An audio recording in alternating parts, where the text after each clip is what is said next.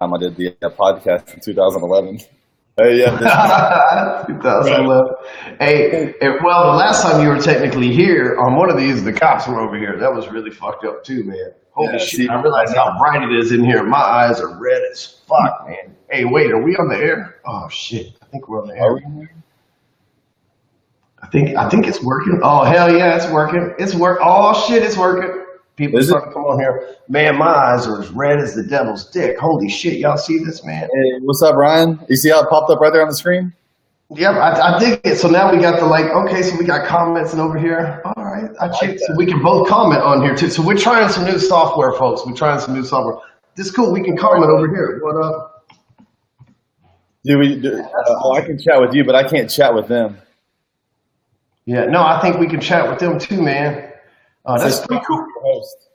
What's up, sales pros? Shit, what are y'all doing, man? Happy 420. It's like Christmas to y'all stoners out there.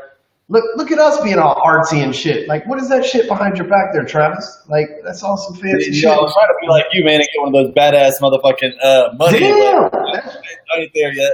I did that by myself, That man. shit looks good, though, man. You made that? Nah, not really, man. I found it online. It was cool for a second. Hey, I got this coming. I just bought this for the new office. Yeah, man. Hey, dude, and all the other artwork's going in there too, right? Yeah, all the artwork from I show everybody around so they can see. Yeah, like all the artwork from all that. That's all we're going to turn this into a library. So this all going to be shelves up. That's like a 30-foot ceiling, y'all. So it's got all this artwork, everything you see, it's all going to be inside the new office, man. We be moving in June 1st, man. This next Break Free Academy is going to be lit, fam. Let me get rid of the damn tripod there. So, hey, you know what? What we want to do is we want to test this software, but we figured we might as well hang out with you guys for a little while. So we'll just do like a live Q&A. You know, it's pretty damn simple. We'll hang out here for 30 minutes to an hour. Travis and I, for those of you that don't know, this Travis Plum, he is, man, he's been my homeboy since 2011. And I'm not trying to say take no credit for him, but I taught him the sales game, and we sold cars together. And if you go back to the Rockstar Closer radio, right, he's the very first episode, like Travis was riding shotgun in the car with me. And you can see it at hardcorecloser.com. Travis was riding shotgun in the car with me. He was saying something. Matter of fact, Josh was over here the other day. We were laughing at you. We were like, listen to this shit. Travis is froze. He's like, hey, what's up, everybody?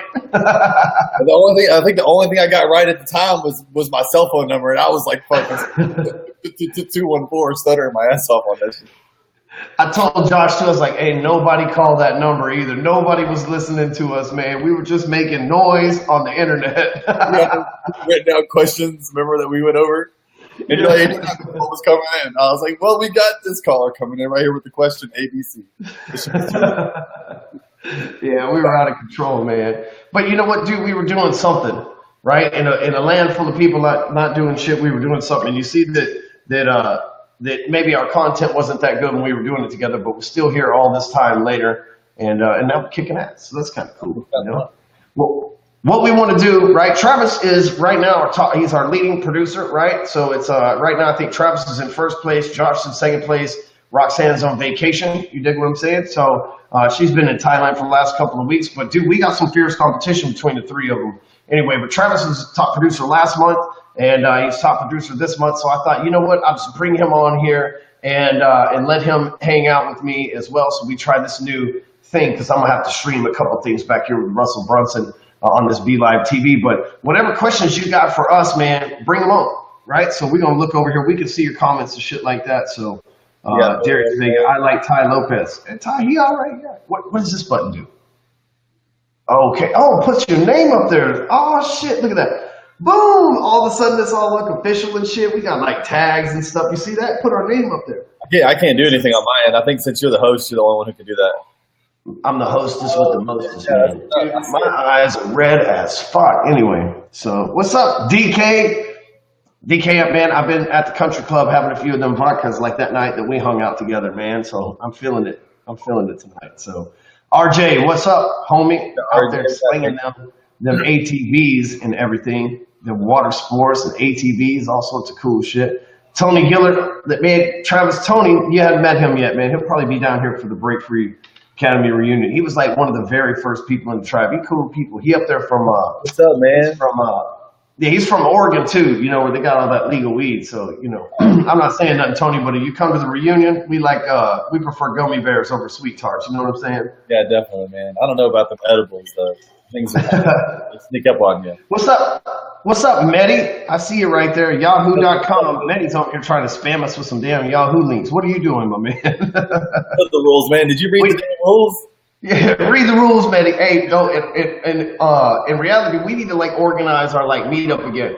Turns out in the building that we're moving to, Medi, there's like a restaurant downstairs. So we're going to organize those breakfast meetups that we were doing at the new headquarters. So it's going to be good times, man. I hung out with him that breakfast that your ass didn't show up to. You remember that? It's like, Travis, come to this breakfast. You're like, I'm there. And then you weren't. Oh, yeah. Right? Yeah. Like he was there. He was there. Came up. So.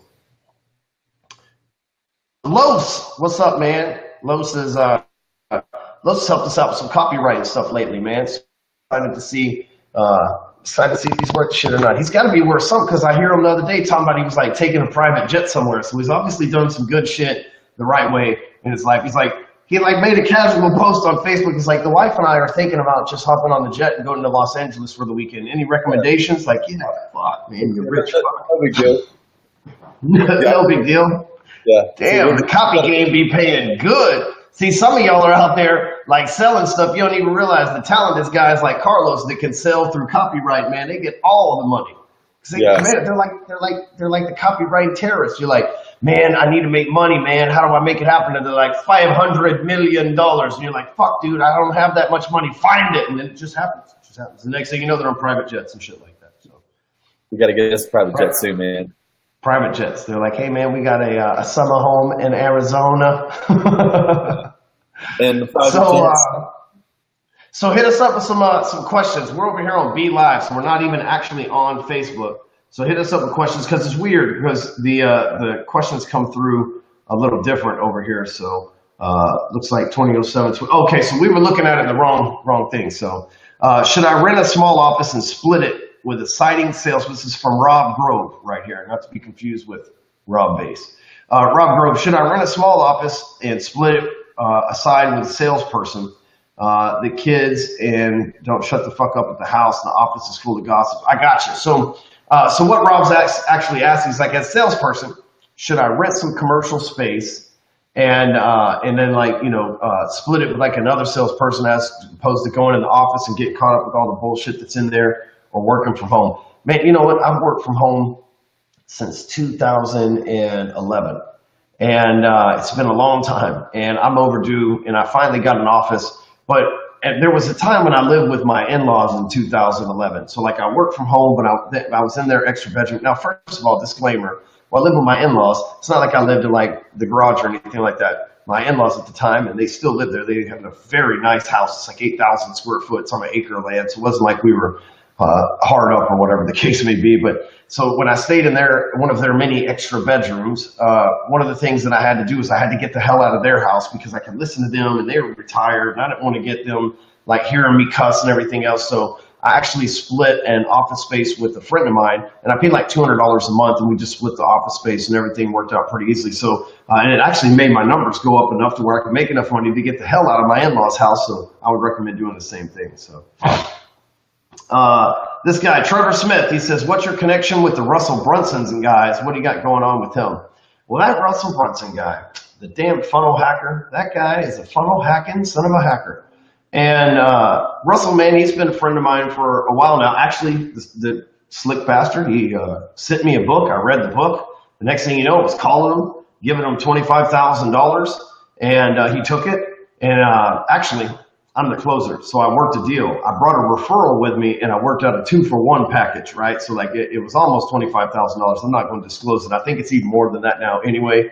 But I brought a referral with me, right? Because if you show up value first, you get a deal. So I brought a referral with me and joined this thing for a year. And Russell taught me a few things. He taught me some interesting tweaks to funnels, and he taught me really how to scale a business because up until the point that I met Russell Brunson, I thought I had to run a business all by myself.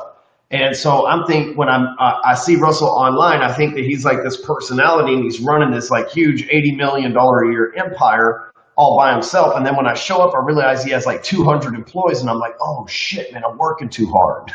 It's like, oh shit, right? And so really what I watched from what I learned from Russell was how to scale a business. I watched, I went to the masterminds, participated, did all the funnel stuff, and I learned a lot of things there. But the main thing that I learned from him was how to scale a business, because he's done it several times over now. And then obviously I put my own spin on it and gone through my own experience at this point. But he really did help me make a lot of money, and he's helped me like our book funnel. That's because of the expertise that he consulted us with. So he's a friend of mine. He's benefited us. I'm hard to deal with, so we've had our hard-headed moments just like anything else. But overall, he's an awesome dude, and he's really done everything that we need him to do. And so I'm promoting this book because partly because he pays us to, and partly because it's a badass book. I read it.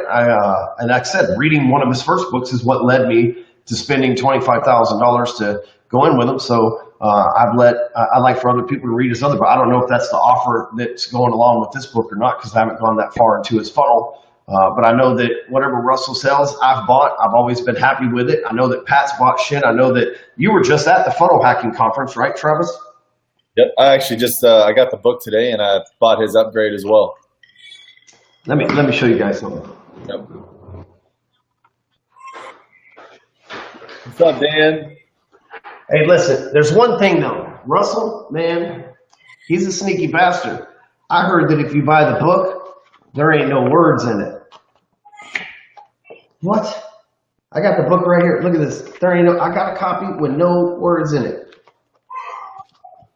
Left me feeling like Stevie Wonder trying to figure out what the hell he had going on over here. Is that how yours looks too? No, I haven't got mine. Oh, you haven't got it? I thought you got it. I was fucking with y'all, man. No, this book ain't got no words, but it's a promo book that he sent me in the mail. It was like a prop. Like, this book is expert secrets. Like, rule number 1, don't tell nobody your secrets. Don't give him a damn thing. That's funny. Shit, mine better come with words, man, when that thing comes in. I pay for an upgrade. I pay for that upgrade too. All about. Hey man, it's a $47 upgrade to words. Damn it! It's for $40. If you want the words, the book is free. The words are $47 additionally. Just to let y'all know. Right? Exactly. But hey, man, I'm always trying to learn something and better myself. I mean, can't preach that to all of our clients and not do the same thing ourselves. I know you spend 6 figures a year probably or so, or maybe more, just trying to learn and get better. Yeah. So that Trevor Smith is our connection to the Russell Brunson guys. Larry Lee, what's up? Larry Lee is the biggest hardcore closer fan on the planet, right? Like, can we unanimously agree that Larry Lee is the largest hardcore? He's like the number 1 fan number 1. Good job, Larry. He's got some competition, but he's definitely the number 1 guy. Yeah. Seth is gunning for you, and Seth is making a bunch of money from the entourage, so he's pretty damn fired up. Let me just explain to you guys. So we have this group called the Tribe. Okay, and so I cruise in the Tribe just a second ago, go back there and look around, see what everybody's talking about in the Facebook group, and I comment back there, and it's only 65 people, right? And it's a $30,000 a year program, right? We consult. These people have my personal phone number. They show up at our office. Some of them, like Jake Coker, who's a member, he just showed up at my house a few days ago. Billy Alt brought us dinner, who's in the Tribe, right? Like, that's how good the program is, right? That people pay $30,000 and then they show up at your house and bring you dinner too, because it's that good, right? Because Billy literally brought me dinner tonight. Thank you, Billy Alt, for that. But I also know that we mentioned in the group that Billy Alt's had a 6-figure month because of the results of him being in the Tribe.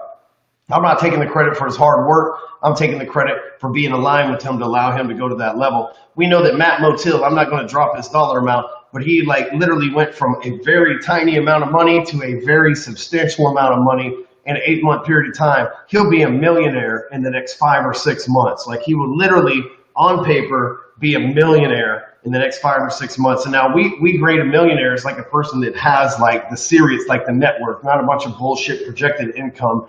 And so, and I don't mean to put your business out there like Matt, but fuck it, I'm excited for you.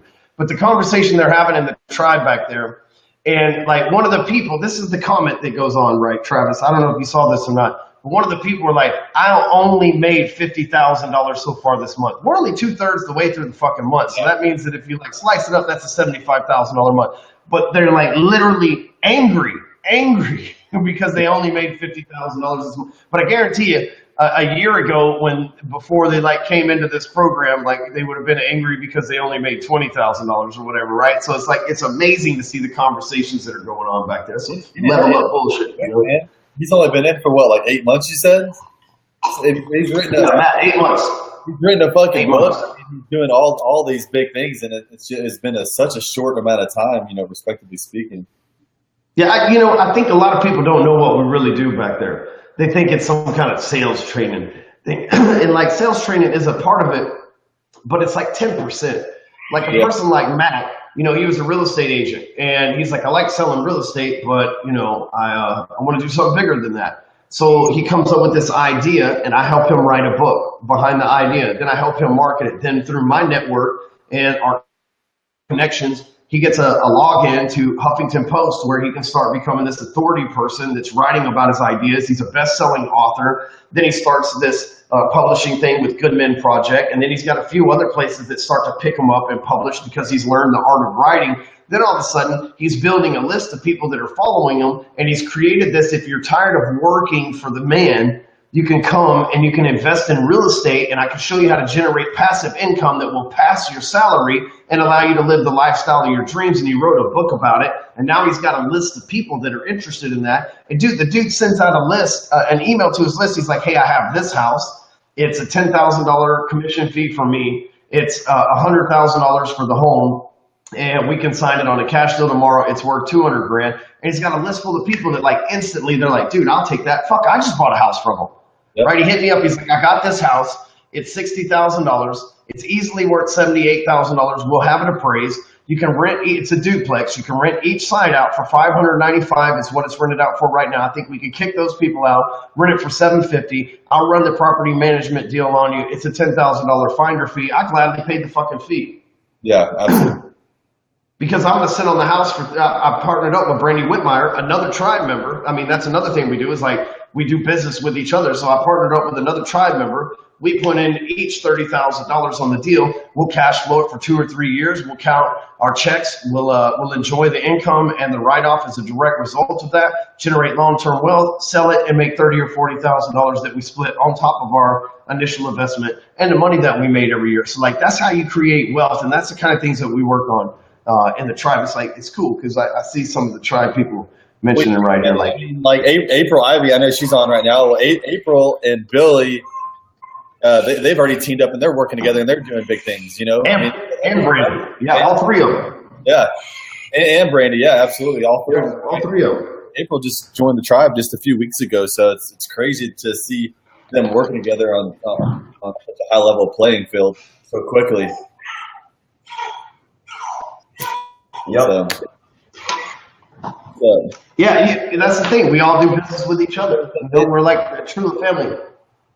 True family, you know what I'm saying? I got my daughter in the background kind of screaming. So, can you hear her? A little bit, but it ain't no big deal. I'm used to kids screaming all the damn time anyway. So yeah, I'm all by myself tonight, man. So I got my hands full. All right, so Billy Alt, my man. Billy? I'm about to eat your dinner, dog. That sounded like really like sexual, right? It's like I'm about to eat your dinner. I didn't mean it like that. I'm saying he brought dinner over. This shit's gonna be good. So anyway, webinars. Should I use GoTo or YouTube Live? That's a good question, man. 420. So with the vape though. So the thing is with GoTo Webinar, it's kind of a pain in the ass because every time you sign in, you got to download some shit, right? Does it do that to you, Travis? I fucking hate that, man. You got to download some shit. Yeah. And YouTube Live, it just streams right to YouTube. So I like that shit. So we got hate the download software, like the YouTube stream. However, YouTube doesn't really give you that many analytics unless you plug it into like Webinar Jam. I don't think it's called Webinar Jam anymore, but whatever the fuck it is. And so like if you look up Webinar Jam, I'm sure they'll tell you the new whatever it's called. But I like YouTube Hangouts, but like Pat, the tech guy, he likes Google or GoToWebinar because of the fact that it keeps like all these analytics and it gives you everything else. So if it's me personally, I'd rather just especially for what you're doing, I would just throw a YouTube live video up there and embed it on a blog or a website somewhere. It's going to be a lot easier. I made a video today that's in the actually, I just made it for Rodolfo, so I can post it in the tribe on how to shoot a YouTube live video. I think it's better in GoToWebinar, especially for what you're trying to do. So, all right, yes, John Yance, living with the in-laws is brutal. Russ Miller, another tribe member in the house. What's up, my man? That's my man, Russ. Right yeah, Russ, man, he's a cool ass dude out of Missouri, and he's like, he gets me up this week. He's like, listen, man, I got these leads coming in. And I got more leads than I know what to do with, so we have to shut this off. It's like cool to hear these problems. And I told him, I said, well, here's the thing, I hadn't heard from you for about 2 weeks. And I said, that's a signal to me. I've been doing this long enough. He's been in for about 2 months. And so I'm like, that's a signal for me. If I don't hear from you for 2 weeks, that means it's working. Right? Like it's working. And I'm like, so I knew some shit was going down good for him. He's like, dude, we're building this stuff. It's working. I love it. So yeah, Richard Ochoa right here. He says, FISBO objections. Give me some good responses to objections. What, so like I'm going to list my house for sale by owner. Okay. But first of all, now I teach real estate agents how to market. So like I know a thing or two about marketing a property. So I'm not your regular homeowner and I'm an investor. But the thing that would, let's say I put this on the market and it stays on the market for 60 days. If you're a real estate agent and you hit me up 60 days into it, I need to get rid of this house so I can buy another house, right? As soon as I get rid of this house, I count my income, right? My cash flow from it, my profit. That's the damn word I'm looking for, my profit. Then I move on to the next one, right? So I need to sell this house. So 60 days into it, not only am I behind the gun on probably how I've projected to sell it, but now all of a sudden I'm in a predicament to where I'm having to realize that I can't sell this shit myself, and now I'm behind the gun. So there's two things that you need to remember about that story, that if that's the case for me. Thing number one is you can tell that story proactively to someone. It's like, hey, 60 days from now, what if you find yourself in a situation where you haven't sold the house and you're having to pay full price to a realtor because they know you can't sell the house, right? Like, so that's the first conversation you have with them. The second conversation is 60 days later, if they haven't sold the house yet, then it doesn't matter what your price is. For someone like me in my situation, it's like I got to sell the house, even if I had to liquidate it for 90 days from now, even if I had to liquidate it for a third of what I wanted for it now, in order to get my cash flow back up to where I can go buy the next one and just like chalk it off to a loss, because you win some, you lose some. See, that's the kind of things that you need to be having a connection with. The way that you find out what that underlying problem is you ask them questions, right? Most people call and they hit them with the pitch. They're like, hey, I noticed your house was listed for sale by owner. Listen, I'm a local real estate agent. I'd like to help you out, whatever. Like, that's complete bullshit. Don't do that, right? What you need to do, it's like, hey, Ryan Stewman, I work for Keller Williams. I'd like to ask you a question. What made you decide to list your home by yourself instead of with an agent? Let them talk. Usually they got some shit to talk about you. Well, fucking agents, these motherfuckers, blah, blah, blah, right? Like, take that. Don't be offended by it. She don't know you. He doesn't know you. Like, take that. Listen to it. Feel their frustration and be like, so how long are you willing to list this house for sale by owner before you decide to trust another broker to possibly sell it? And at that point, they're going to tell you, I will never trust another broker. I'll live in this motherfucker forever before I trust another real estate agent. Or they'll say, dude, if I don't sell the thing in 90 days, I don't know what the fuck I'm going to do.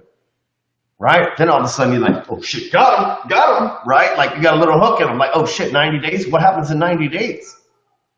But see, the problem is most people try to pitch these people. They think you need a pitch. I think these days you don't need it. Like, we talk about the elevator to the top. I don't think you need an elevator pitch, right? I think you need elevator questions. Because like if you get in the elevator with somebody, like let's say Travis is trying to get a job with me, and we get in the elevator together at the hotel or whatever, and he's like, we met at a conference, he's trying to get a job. He's like, I came here, we're in the hotel, and he pitches me on this shit. I'm going to be like, whoa, bro, it's fucking out of nowhere. I was like, not ready for that, right? And people say the elevator pitch, like, go get locked in a room with them and talk them into buying your shit. That's like old school sales mentality, right? You don't have to do that. It doesn't have to be that difficult. You don't have to practice an elevator pitch. What you need is elevator questions. So if we're going to get in the elevator and go to the top together, what Travis needs to do is like, hey, man, what do you think your like we're in the elevator together. The thing he needs to say is like, hey, what do you think the number one thing that keeps you firing salespeople is, Ryan? And I'd be like, well, you know what? It's like they come in and they think it's going to be easy and they think I'm a lot cooler than I am and they end up not wanting to put in the work. They think it's going to be an easy gig and they find out it's a grind. What would you do with somebody that's willing to work hard? Like, would you train them? Would you work with them? Right? Like someone that's asking me those questions, and then before we get off the elevator, it's like, what if I told you I want to be that guy? See, that's like the connotation that we need to have. This is like, you need to be good at asking questions, right? Being good at talking and being good at like having all this giant talking, like Josh Van Keur. I love the guy, but he's like, I was the champion for Van Tile for the walk around on the cars, right? He's like, oh, he gets all fucking key and peel and shit on me, right? He's like, I was the champion. I have an award. He's like, and they gave me this fancy award, and I was the champion walk around 2 years running with Van Tile. Does he not say that shit, right? He's been talking about that shit since he was 18. I love him to death. But see, that's old school, exactly. And he's like 90 now, so exactly, that's old school. It's not that way. And so what happens is, like, these days, the elevator pitch is the elevator question, right? If you're going to read sales copy, if you're going to watch the most powerful YouTube videos, it's the people who always hit you with the question, right? You're watching a YouTube video and the ad is like, what would you do if you want, like, some of the best marketers on the planet and the best salespeople are pharmaceutical reps, right? And if you watch a pharmaceutical commercial, they say, do you feel like you have, right? They lead with questions, right? Do you wake up in the morning and breathe air? You might have a disease, right? Like, that's the thing. It's like, oh, fuck, I breathe air. Shit, they're talking to me, right? Like, it's like, that's how it works. They're asking questions. If you watch these things, like, does your dick stay soft when your wife's massaging it, right? Maybe you need Viagra. Like, they ask you these questions so that they can solve the problem. You need to be thinking about things the same way. So when you got these FISBOs, the main thing that you need to find out is not hit them with an elevator pitch. It needs to simply be like, what made you decide to list the home by yourself? How long were you willing to do it by yourself before you decide to enlist the advice of a licensed professional again? Licensed professional like old Red Eyes here. So next up, it's like Seth Weinstein. Ryan, what are your thoughts on the cryptocurrency market? I never thought about it before, so I never have. Seth is a cool dude, but you're way smarter than me, Seth. I'm glad to have you in the entourage. But Seth is like, if you have some software or if you have some like an idea that you want to make come to life, Seth is your dude, right? It's like he's like a programming genius. He's like a super hyper action taker. Like, I like the dude, you know what I'm saying? Like, I like the dude. He knows about shit like cryptocurrency. I don't know about shit like that, right? Like, that shit scares me. I'm like, wait, does that mean I'm going to get audited? Right? Like, I worry about shit like that. So his video this morning in the Entourage group. Yeah, I've been watching his videos, man, and the stuff that he does, dude, I love it. So he had me dying laughing this morning. First thing, he was hitting me up in my direct message saying, "What's up?" Good dude. Yeah. So RJ Panthermere, he says, okay, quick Q&A. I want to write a book about my story, which is cool. By the way, I met RJ not too long. He was either at Breakthrough Academy Live or at the social media thing. Either way, he was at one of our events. He said, what structure should I use? Where to start? So the first thing that you need to do is you need to hit my man Trevor Crane up. He's a tribe member. He's been with us for a while. He's helped several people that you see the books come out lately. He's been the guy behind those people, helping them launch their books. He's really smart about it. He's launched dozens of books at this point, and tons of people that have come to him for advice on how to do it. So I've helped a few people do it over the years, and obviously I've wrote a few. And there's a structure to it as far as your outline and treating it as if it's like a PowerPoint slideshow. That's the best way to write a book, in my opinion. But Trevor, man, he's got the shit down to a science. So hit him up. Trevor, if you're watching, connect with RJ. He's a BFA member, I believe. And so, yeah, I'm 99% sure he was at BFA Live. Do you remember, Travis? I know that we just met in person not too long ago. RJ, I know what you sell. You sell like ATVs, recreational watercraft, and shit like that. I know all about it. I can't remember which fucking event that you're at. But anyway. He was at the live event. Okay, gotcha. Yeah, definitely. And so hook up with Trevor. Yeah, Trevor's in the tribe, man. He'll shoot you straight. Just hook up with him, and he'll tell you where to go and all that stuff. But he's helped a lot of people write books. That's like his thing, right? That's what he's in. Like, we were talking on the phone. He's got his kids here yesterday, and that's his thing. So yeah, he's got his 8. I think I have her book over here somewhere. He has like an 8-year-old daughter. And he even got her to write a book. It's something about like the Ninja Kitty series. Like, dude's so fucking legit. If you get an 8-year-old to write a book, you know what we say about that, right? Like, RJ, you can't be like, I can't write a book. And like Trevor's daughter, who's 8, wrote it. You know what we feel about that? So, that's an 8. You know what, man? I got one of mine right behind you, bro. I got mine right behind my computer, just in case. Hey, man, but you know what's hilarious, bro? Is me and Alex were chilling by the pool. When we were in Orlando for a little bit, I was making some sales calls, we had ran into someone that you had met, and he had that one guy that I couldn't remember his name, and you couldn't remember his name, but he had his daughter. She had read Trevor's kids' books, and I've never seen a kid get more excited about a book in my entire life. So that little girl's kicking ass, like writing those books. Yeah, that's right. We were at the GKIC event, and like there was a dude that knew me, and he was with his daughter, and basically his daughter had read Trevor's daughter's book. So I thought that was really fucking. Oh yeah, you were out there too. That was when we were outside, huh? Yeah. We just got to tell up. Shh. All right. If the business you work for is Wayne Dixon right here. If the business you work for is against the use of social media in order to generate leads, how can I sidestep that? A large corporation with social media policy. That's good. That's a good question. We get that a lot. Matter of fact, you just hit me up with that question tonight. Did you not, Travis? Yeah, actually I did. Yeah. Travis had a lead. Is this the dude? No, it's not. Okay. Travis is like, I got this guy that gave me this objection, Ryan. What would you say? And it's like a similar situation. Well, a couple of things. Social media is a very broad term. So are they talking about they don't want to run ads on social media, or they don't want you talking about the business? Because here's the difference. Let's say that you're a financial planner or an insurance agent. If you're an insurance agent, you can't get on social media and Facebook and run ads or make posts that say, we could save you 10% off of your policy. Just hit us up today. Right? That's what they don't want. That's why your company's heavily regulating that, because the people like me that call them that they can't save 10%, I might sue them for false advertising, because America's full of fucking shitbags that do that, right? Especially people trying to save money. Think about that for a second. Okay? So they're trying to catch you slipping, and so your company knows that, especially they're a big company. They don't want 1-800 the dogs after them, or whatever the fuck ambulance chasing attorneys trying to get after them. So what they do is they set that policy in place. So let's just say that you sell one of those things. Here's the workaround. And really, this is what people pay me $30,000 for, but I had a few vodkas tonight, so I'll be nice and fucking share this with you. But here's the thing. If you're trying to generate leads, figure out who else benefits from the leads that you generate, and then go get them to generate the leads for you and share with you. If you're a loan officer or an insurance agent, for example, if you're an insurance agent, you need to run insurance policies on houses. So if you can help a loan officer get leads, he's going to have more policies to give you from houses, right? And then he's going to give you his additional business too. So it's better off to just run the leads for the loan officer. You don't have to fuck with it against your company. And then the next thing you know, you're getting their business anyway, right? So think of it that way. The other way is just don't talk numbers. Okay, so you can give a scenario. You can give, let's say you're a financial advisor. Instead of saying invest $20,000 with us and we can give you a return of 12%, you're like, hey, you know what?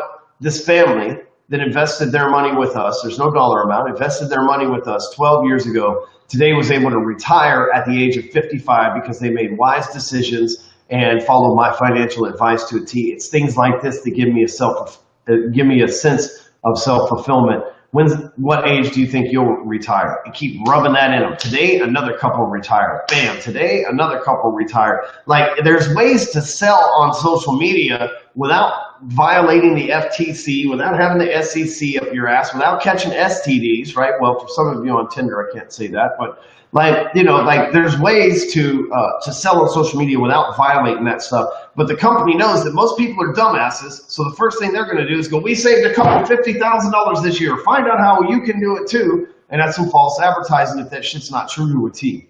And so that's what they're trying to fight. So first thing, sidestep, have one of your referral partners do it. The other thing is just don't talk numbers. You should be good anyway.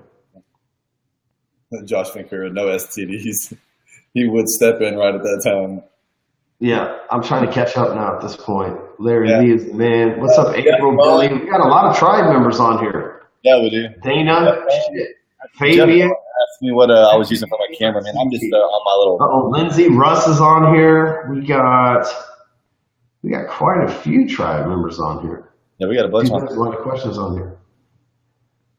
So let's see, right here, Kenny Richmond, how do you handle working for a company that won't let you do marketing on your terms? Everything has to be approved through them, and the numbers show their way isn't working. Well, I had to do that recently in the music business, and so I just wrote a proposal. A lot of people talk about things. They're like, hey, I can do this. Man, I wrote a proposal with a strict fucking schedule of what to follow, when to post, what kind of content we were going to post, how we were going to design it, and everything else, because we had to go through that same thing, and they approved it. They were like, that sounds awesome. And they appreciated the fact that I took the time to write that out. So what they don't want you to do is just like what I talked about. They don't want you just winging shit. Brick just another tri-member of the house. Need to get this contract over to a seller. How much am I supposed to put down for the earnest deposit? I'm trying to wholesale it. So I need to get this contract over to a seller. Gotcha. How much am I supposed to put down for earnest money deposit? I'm trying to wholesale it. I'll just put $500 to $1,000. Treat it like regular earnest money, Britt. Put $500 to $1,000 down on it. Because, like, man, if they're selling their home, they just need a deal. They just need some surety that you're going to be able to do it. Put $1,000, $500 on it. Assign that shit for your $10,000. Talk to Matt. Obviously, he knows this shit. He's doing well at it. But assign that shit for your $10,000. But what you need to do, man, is you need to do a double close. Okay? You remember that thing with, like, man, what is the guy's name? It was like Kent Gardone, but the dude's real name. What is his name, man? It's like, what you got to do? You got to escrow. Remember that shit? But what's that guy's name? Ian something. Ian Stanley, I think. I don't know that. Anyway, what you got to do, Brent, is you got to double close. Okay?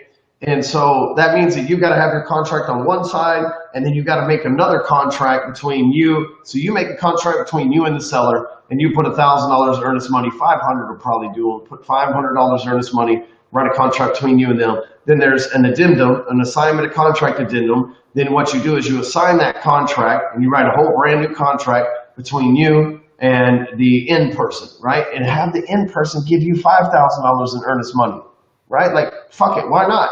And so all of a sudden you got $4,000 in earnest money. And so even if they don't close, you still got a $4,000 profit. You lose your a $4,500 profit. You lose your $500. You get to keep their $4,500. But have them put a $5,000 deposit down, and then set the date. Have them close. Let that money be, non-refundable within the next 10 days. They'll probably close for cash since you're trying to wholesale the deal. If you got a good title company that knows how to do the double close process, which if you don't, I'm sure there's tons of them that are in our connection and network and shit back there. But you have them do the double close. You keep your money. The only thing that I could tell you about this is you don't get the shelter that you would normally get from taxes on real estate. Now, here's the thing. If you want to become wealthy, you have to not only learn how to make money, you have to learn how to avoid taxes. Now, I don't mean in a negative way, so don't be like, oh, shit, here's the good shit. Stewman's about to go back to prison. I don't mean it like that, right? You have to learn to avoid taxes. Like they say, tax minimalization. Now, I'm no tax expert. Talk to somebody with a fucking degree. I graduated the 8th grade. That's about as good as I'm ever going to get. But what I do know is that if I make $50,000, and the government taxes me at 50% of that on capital gains, which is very fucking possible. The government taxes me because I don't do my shit right. Then I only made $50,000. But if I've already doubled down into the next investment thinking that I was going to have $100,000 and I don't, you can find yourself in some serious financial trouble. So what you want to do is when you do those double close, you want to make sure that you have the proper structure. You need to seek a financial advisor. You can probably find out from Matt Motil or Matt Skinner, who are both in the tribe. They could probably set you up with that. But like what I do is I set my stuff up in a series LLC, and then I set an agreement per property that I buy. But it's some pretty complicated shit. For me, I'm not a smart person. Some pretty complicated shit, but it's what my lawyer set my stuff up to do so that we can minimize our tax exposure. Because here's the thing. If you make a 12% return on your money and the fucking government wants 6%, you just made a 6% return on your money that you had to fucking work for. You might as well put that shit in the stock market. That doesn't make sense. But if you minimize your taxes to where you're paying, you get a 12% and you keep 10% of it, that's what really counts, because it's the bottom line that you get to put in your bank account that counts, right? So like last year, I managed to save more money than I actually had to report as income, right? Not because I did anything illegal or anything like that. It was just my ability to make the right moves, the smart investments, and to parlay the shit onto the next year. So it's something for you to think about too. And I've been saying this forever. It's like, hey, Josh was with me the other night. And he's like, so man, when you first made your first million, were you like laid up under like 10 chicks and you was like balling out at the clubs? Like, no, man, I went out and bought more properties. I went out and created more websites. I went out and hired more mentors. I never did that. Like I watched my friends, they drive, they would go out and they would lease Ferraris, and now they're back driving, like a Ford Focus or some shit like that, right? But they lived this high life and spent all this money. And then when the bubble popped, they didn't have anything to fall back on. I've always been extremely disciplined. Even, you remember, Travis, when we worked at the car dealership, man, I was making, as much, if not more money than anybody. I didn't go out. I didn't do bottle service. I didn't ever come, I went home, I managed my business, and I was still investing and growing this business at the time. So I've just always been focused on that. But if you give me another 10 years, I'll be able to do what the fuck I want. And that's all that matters, right? Because like while I'm young, I might as well get my hustle on. When I'm older, my bones hurt and all this CrossFit catches up to me and everything else, I just want to be chilling on the beach somewhere, you know? CrossFit already caught up with me, man. Man, that shit ain't easy. Easy, man. Pratt hits me up on Monday. And he's like, he's my homie. He lives down the street. I'm fortunate. Me, him, and Mike Reese and Jay Kinder, we all live pretty damn close to each other. Haas hits me up. He's like, hey, man, you going to CrossFit? It's literally in front of his fucking front door, right? You don't show up on Monday. Tuesday, he hits me back up, and he's like, hey, man, you going to go to CrossFit tomorrow? I'm like, yeah, man, let's fucking make sure we go to CrossFit. He don't show up again. So I give up, right? Like Wednesday, I go back to CrossFit again. I just give up. And this morning, there he is. He's like, hey, what's up, man? You had never replied to my text. I'm like, yeah, because you hey man, it's hard to get up there and get up, man. It takes a lot of motivation. You should have showed up Monday or Tuesday because today wasn't no bitch. They made us do 50 kettlebell swings at 45 pounds and then go run a mile and then come back in and do 40 kettlebell swings and then go run at 3/4 of a mile. So they like kept backing it all the way down until we got to 10 kettlebell swings at 200 meters. Man, that shit was. It was rough. I'll be sore in the morning for sure. Bro, that shit ain't good, man. Like I went longboarding. You know, Vince got fucked up. He broke his collarbone like longboarding, but I went longboarding just like a couple days before that.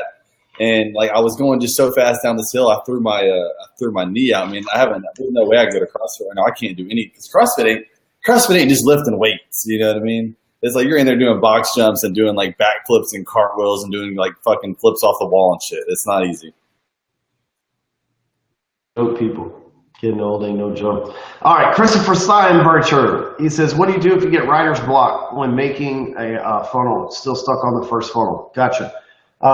First thing you can do is look up popular trending topics. You can go to places like entrepreneur.com, Inc.com, or Dig, and you can see what's trending out there and how those headlines and the things that are trending work. And they should trigger things like there's one of my really popular blog posts is 7 signs you've sold your soul to the sales business or something like that. And I got that from a BuzzFeed article that was like 7 signs you've lost your soul because you work in retail. And so I molded it from that. So like go out there and find other stuff that's already working and get some creativity from it. That's the best thing to do. And then another thing. And there's a song by Royce the 5'9", better known as also known as Ryan Daniel Montgomery. But Royce the 5'9", the second greatest rapper of all time behind Eminem. But Royce the 5'9" and Eminem have a song together called Writer's Block. Anytime you have writer's block, you should listen to that shit, right? You ever heard that, Travis? Yeah, actually I have. You put me onto that. Gucci on my feet, diamonds on my teeth. Yeah, Charles already said that. Y'all got to check that shit out. It's fun. All right, you were going to say something, man? Yeah, another thing that we teach is, you know, if you're having a hard time figuring out what you want to write about, you know, we always say to have your top 25 list. Make sure that you're following your top 25. Dream list. Yeah, your dream list. Make sure that you're following your top 25 clients on Facebook. Follow them first and go, you know, kind of stalk them a little bit. Not like in a creepy way, but, you know, once they accept your friend request, just thank them for your friend request. And then, you know, go into it's a little hack. You just go into their info and see what they like and see what they're following, see what they're doing. That way you can target your perfect customer. Because if you have 25 people and they're all following or liking 3, 4, 5, you know, the same exact things, that's definitely something right there that you need to be trying to target and attack. You definitely need a dream list, because how the fuck are you going to get people to do business with you if you don't know who you want to do business with? Hey, exactly. That dream list helped me out so much. I mean, even, you know, Roxanne put me on to writing down my top 25 or top 50 or top 100 customers. And ever since I do that, you know, I got a list right here of, you know, people that I got to follow up, and that's just probably, you know, 10, 15 in just one day. So, you know, you write them down, you have targets. You know, you can follow them on Facebook and see what they're doing and like and engage with them, and they'll feel comfortable with you. Then they'll want to do business with you. It looks like my shit's all blurry for some damn reason, and your shit is like crystal clear. And both of us look clear on the little channel that we're on here. Yeah, you look blurry.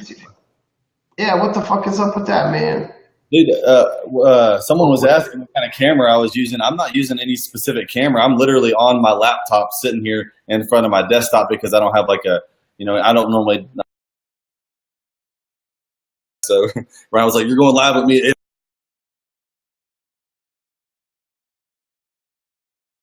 settings or something, but I'm not using anything. Yeah, there you go. You look more clear. Do I? All right. Shit. I guess it's. Hold on. Now you're to the right. The camera to your right is.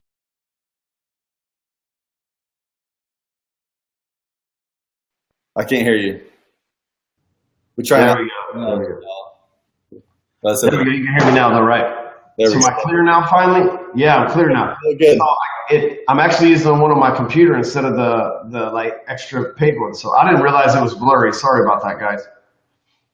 Usually the one that I just put on, but it's high definition, so this probably isn't like HD. I just heard the whole time, man, that I look blurry on your end. Yeah, that bucket. So, all right, what else we got here? We got Lily. What's up, Lily? Matt, Nate. Let's see. I'll retire when I'm dead. Let's see. John. Red Corn.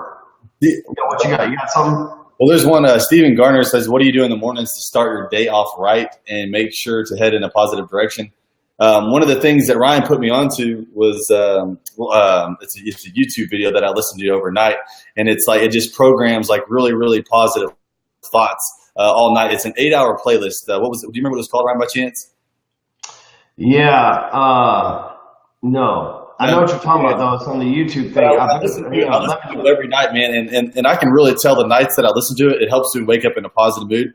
But, you know, the first thing that I do when I wake up, man, is I try to take a shower. That's my personal thing. But I wake up early. I try to, you know, I feed my daughter at like 5 a.m., and from there, I mean, it's pretty easy to stay awake for me. I feed her. I go to the gym, and like Ryan preaches all the time is, you know, try to get your stuff. A lot of the bullshit, like send your emails and make your post ready for the day before 8 or 9 o'clock in the morning. You get a good 4 or 5 hour start on the rest of the day. So I try to, you know, everything that Ryan preaches, I'm trying to do in my own personal life to get things going early in the morning. Man, what's the name of that? I'm drawing a blank, man. So I made this. It's like 30 minutes of me like giving mantras to people like, you are a closer, you are a badass. Like, what the fuck? It's like, what do you call that? Hold on. What do you call that? I don't remember what like program it was. Like neuralistic. Hold on. I don't remember. You made it. Oh God. Hold on. Affirmations. There we go. Yeah, positive affirmations. That's it. Yeah. I'm like, damn, what's that fucking word? Affirmation. There we go. I'm gonna leave this to the group right now. I'm gonna post it on the comments. Yeah, there you go, man. Yeah, we got this little. Here we go. Affirmations. It was from Permission-Based Sales. I knew it was in one of our programs. Yep. Damn, it's had 1,000 people check it out. There'll be people going to sleep every night to this. You are a badass. Yeah, you will. You will make some money tomorrow. Wake up. Yeah. Fuck your excuse. You even said on there. Did you say no? You didn't say fuck you. Probably. Who knows what I said, man? I don't remember what we just said 10 minutes ago. What did you just say? He said, "Holy 420." Yeah, you're right. Maybe a little. Yeah. Well, hey, man, we're having a good time. So having a good time. Trying to drop some knowledge. Why is Travis' connection so much better? I don't know what the fuck the deal with that was, but I think we fixed it now. Yeah, I think we got it. Yeah, it's blurry. Literally says, I got 3 cameras, man. I got shit going up all over the place. I do, like, y'all don't understand. Like, I do sometimes 7 podcast interviews in a day. And some of them are on video. Some of them are, like, it's crazy, man. So, how do you pitch to a business to offer your product to its employees and customers? Man, we talked about this earlier, so ask the questions, Bradford. Find out what they're missing. You know, the key words that I tell people when I do these speeches in front of these large audiences and stuff, it's like, there's 2 key words to sales. What's missing? That's right. Like, the only reason someone wants to buy your stuff is because something's missing.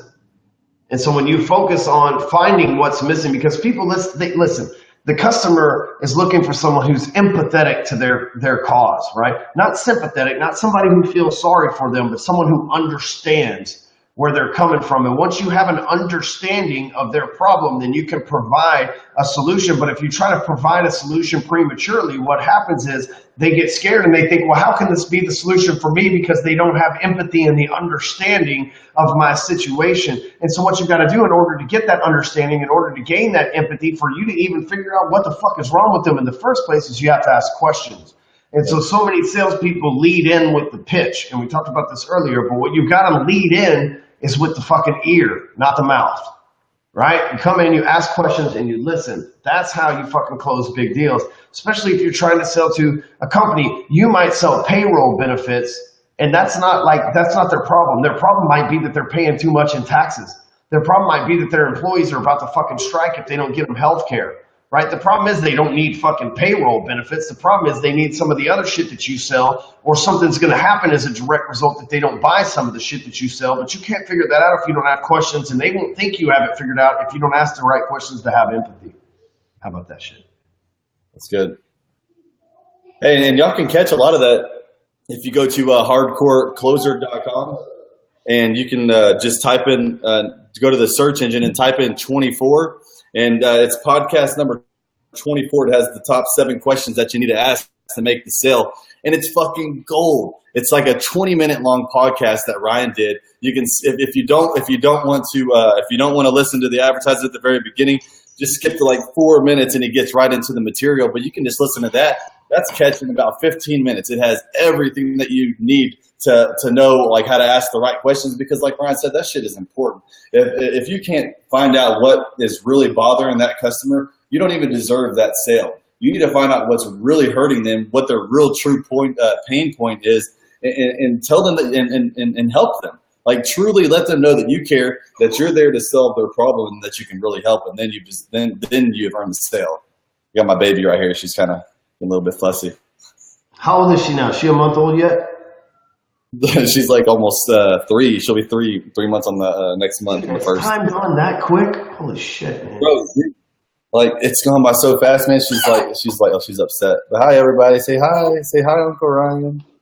She's cute. You're lucky. She looks like her mom. Yeah, I know, man. If she looked like me, that would be a good. So someone was saying Carrie Craig here says, and this is a really good question. You know, Carrie Craig here says, entourage in the house. Ever get closer nerves in the beginning before you could afford what you were selling? How did you deal with them? You know what? Yes. When I first started in the mortgage business, for example, I started in the mortgage business and I didn't own a home. I rented a $600 a month apartment that I split with a fucking crackhead, basically. And now all of a sudden, in an instant, because someone put a spell on me. Basically, they said, okay, now you're a loan officer. They put this spell on me. I had to become this loan officer. I was just a car washer 30 seconds before that. Okay. And so I like, that shift wasn't like, oh, okay, now I'm a financial advisor. I'm a badass over here. That's not what happened. But what did happen was, I had to learn experience, but I was just honest with people. That's one thing about me is I've never had to do the fake it till you make it thing. It's like when I was making success videos, when I was doing podcasts and all this stuff, dude, I just like told it how it is. Hey, I'm living in my in-laws. The time shit sucks, but I'm gonna get out of here and watch. Like, I think that people appreciate that too. And people for years, they said, Ryan, I like how you're real and you're raw. And all the customers, the same thing. They said, like, I like how you just told me how it is. You didn't sugarcoat anything and you were just honest with me. And people appreciate that because there's so many bullshitters out there. And so, like, when I was nervous and people would ask me questions, what I learned to do as a good salesperson is I learned not to answer the question if I didn't know the answer and look stupid, but to say, hey, you know what, I'm not 100% sure, but I have people that work with me, and our company provides people that are smart that provide these answers for us. If you'll just allow me to write it down, I'll find out the answer for you. And this way that you're relying on other people, you can go to your superior, your manager, and sometimes they talk shit. They're like, oh, you need me to close your deals for you? It's like, dude, I'm learning.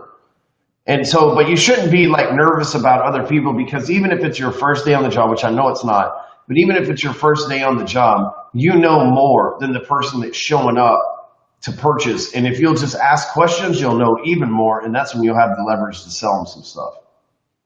Yep. And also remember, all right, we got, oh, go ahead. Go ahead. No, hit it. No, I was just saying, and also don't forget the simplicity of, like, remembering why people are buying what they're buying. You know, people aren't buying a car because they want a fucking car payment.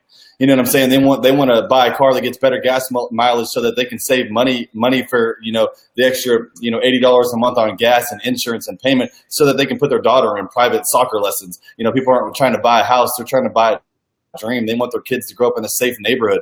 You got to ask those questions and find out why they're really, you know, there to buy that vehicle, because no one wants insurance. You know, you have to have that shit. No one wants a car payment. No one wants a house or a mortgage payment. You got to find the why. That's why. That's the biggest thing you need. Yep, exactly. So we got one last question here, and it is Kieran Marana. It says, I love your all flash, no cash article. Can you please elaborate on that? Well, let me help sales community out for a minute. Let me help bro that. You know what I'm saying? And Travis, man, Travis has a hard time listening to me too in the past. And I'm thankful that you have a boat though. That'll be nice this summer. But, you know, Travis has had some issues listening to me in the past too. And hell, even Amy sometimes has a hard time listening to this to me as well. But just the other day, Josh and I were together, and I think I even mentioned this at the beginning of the video. We were together, and he's like, hey, did you ever do all these crazy things? And I didn't.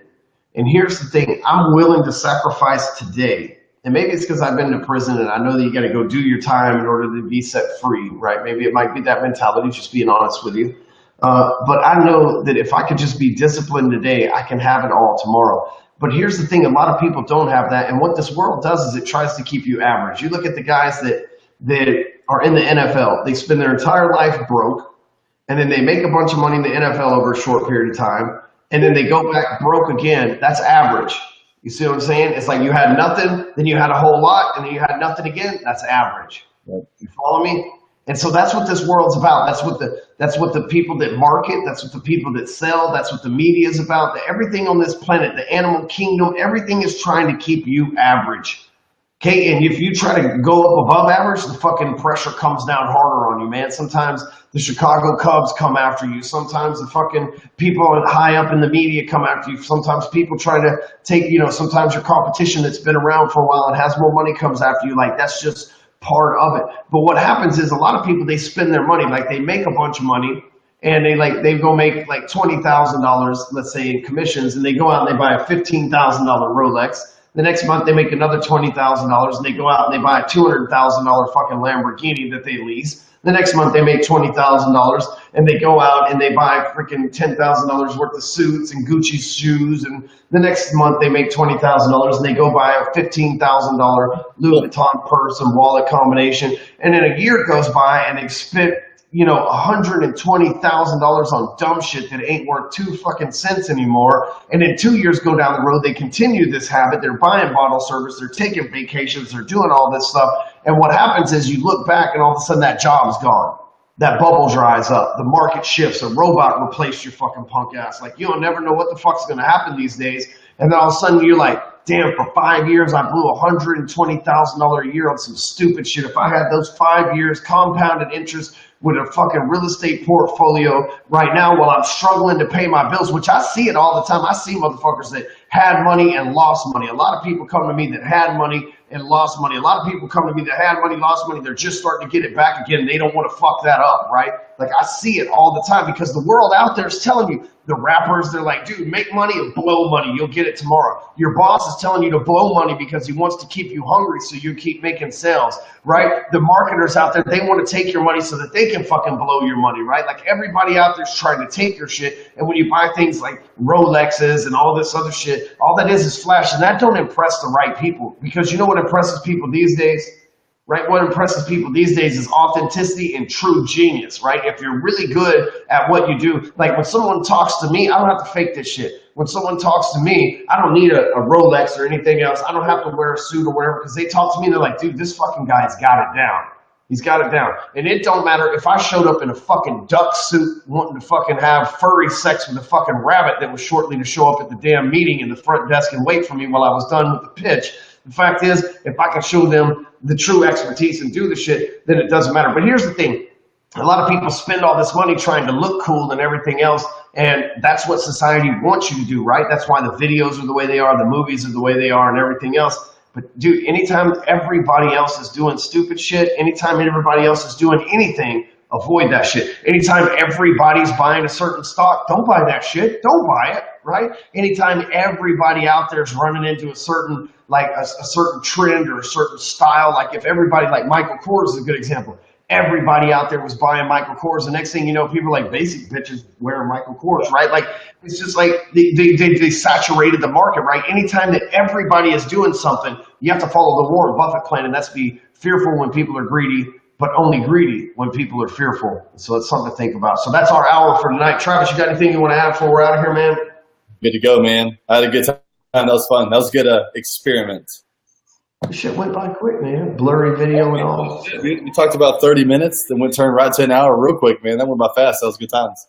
Good questions, good engagement. All right, thanks for hanging out. I guess we'll end it now. Later, sales pros. Later, y'all.